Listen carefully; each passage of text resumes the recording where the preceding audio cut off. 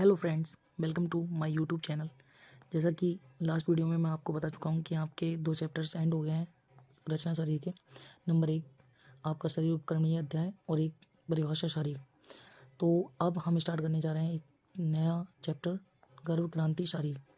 तो इसमें सबसे पहले पढ़ेंगे गर्भ के बारे में, क्या होता है गर्भ। बहुत ही इंपॉर्टेंट चैप्टर है ये और इसका बहुत ज़्यादा पूछे जाने वाले क्वेश्चंस हैं और इसमें बहुत ज़्यादा मार्क्स का आ ही जाता है एग्ज़ाम में। तो यहाँ पर सबसे पहले पढ़ेंगे गर्भ। इसका सबसे पहले आपको श्लोक याद रखना है और इसमें जितने भी श्लोक मैं बताऊँगा आपको याद ही रखने हैं, ठीक है। तो सबसे पहले पढ़ते हैं। शुक्र शोणितम गर्भ शुक्र शोणित जीव संयोगी तू खलु कुक्षी गति गर्भ संज्ञा भक्ति। शुक्र शोणितम जीव संयोगी तू खलु कुक्षी गति गर्भ संज्ञा भक्ति। मैं आपको दो बार श्लोक पढ़ूंगा जिससे कि आपको अच्छे से याद हो जाए। तो पुरुष शुक्र, जब पुरुष का शुक्र मीन्स जब पुरुष का स्पर्म और स्त्री शोणित मतलब स्त्री का जो ओवम, जब पुरुष का शुक्र और स्त्री का जो शोणित है जब इनका मिलन होता है, इनका स्त्री के गर्भाशय में मिलन कहाँ होगा, स्त्री के गर्भाशय मीन्स यूट्रस में जब इनका संयोग होगा होने पर जीव आत्मा प्रवेश करती है। जब उसमें जीव आत्मा प्रवेश करेगी मीन्स सबसे पहले शुक्र और शोणित मिलेंगे, स्पर्म वो मिलेंगे। कहाँ मिलेंगे? यूट्रस में मिलेंगे, गर्भाशय में मिलेंगे। तो वहाँ पर क्या होगा, उसके बाद उसमें जीव आत्मा प्रवेश करेगी। ओके, तब उसमें जीव आत्मा प्रवेश करती है, तब मनुष्य शरीर के अंकुर की उत्पत्ति होती है। तब मनुष्य के शरीर के अंकुर की उत्पत्ति होती है और उसे गर्भ की संज्ञा दी जाती है, ठीक है। तो समझ गए ना आप, किसे कहा जाता है गर्भ? जब पुरुष शुक्र और स्त्री शोणित इनका से स्त्री के गर्भाशय में संयोग होने पर जब उसमें जीव आत्मा प्रवेश करती है तब मनुष्य शरीर के अंकुर की उत्पत्ति होती है और उसे गर्भ संज्ञा दी जाती है।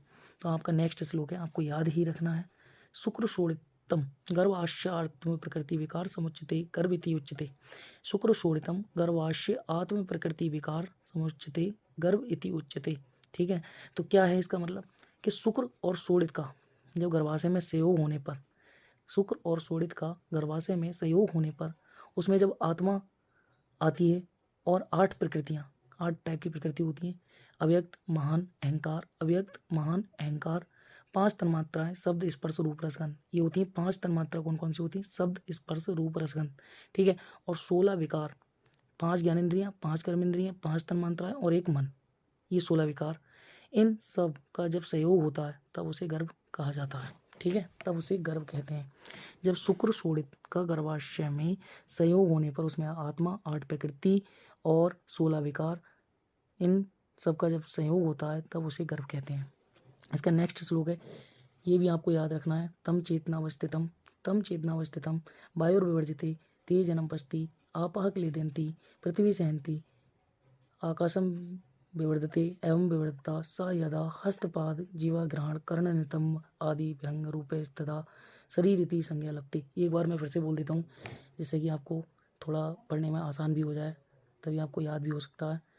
तम चेतनावस्थितम वायुर्विवर्जिते तेजनम पश्ति आपा क्लेदन्ति पृथ्वी सहनन्ति आकाशम विवर्धते एवं विवर्धता स यदा हस्तपाद जीवाग्रहण कर्णनितम आदि विहंग रूपे तथा शरीर इति संज्ञा लपते, ठीक है। और इसके बाद एक और श्लोक है जो कि षडांग शरीर के लिए है। तच्च षडांग शाखा स्तस्त्रो मध्यम पंचम षष्टम शिराइति, जो कि आपको षडांग शरीर में पढ़ा चुका हूँ पहले की वीडियो में, तो वहाँ भी आप षडांग शरीर को पढ़ सकते हैं।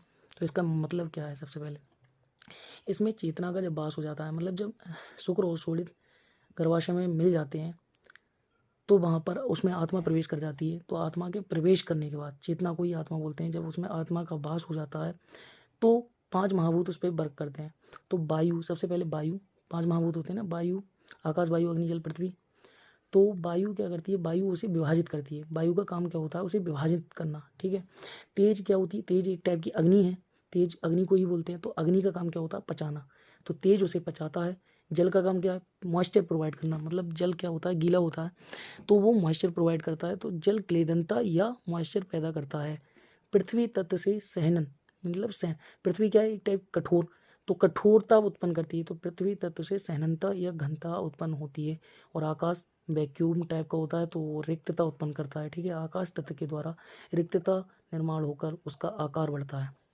इस प्रकार 5 महाभूतों के द्वारा गर्भ पर कार्य होने से जब उसमें हाथ बन जाते हैं, पैर, जीवा, नाक, कान, नितंब आदि अंग प्रत्यंग निर्माण होते हैं तब उसे शरीर कहा जाता है, और तब ये शरीर षडांग होता है, मतलब 6 भागों में विभाजित होता है।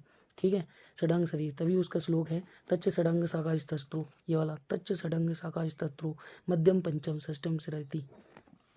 ठीक है, तो आपको ये सारे श्लोक याद रखने हैं, इतना तो आपको याद ही रखना है, ये क्वेश्चन बहुत पूछा जाता है। ठीक है, तो क्या है, इस प्रकार पंच महाभूतों का इस पर इफेक्ट होता है, और हाथ पैर और जीवा नाक कान नितंब, मतलब हिप हिप को बोलते हैं नितंब, आदि अंग प्रत्यंग निर्माण होते हैं तब उसे शरीर कहा जाता है, और तब ये शरीर षडांग होता है।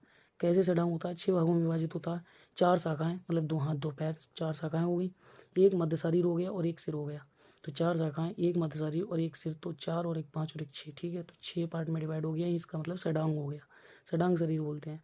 इस प्रकार से गर्भ और अंग प्रत्यंग के निर्माण के बाद इसे शरीर कहा जाता है, मतलब गर्भ और अंग प्रत्यंग का जो निर्माण हो जाता है उसके बाद इसको हम शरीर कहते हैं। ठीक है, तो ये था आपका गर्भ, और नेक्स्ट वीडियो में हम पढ़ेंगे शुक्र, और उसके बाद आर्तव पढ़ेंगे, वो भी बहुत इंपॉर्टेंट है। तो मिलते हैं नेक्स्ट वीडियो में, तब तक के लिए ओके बाय।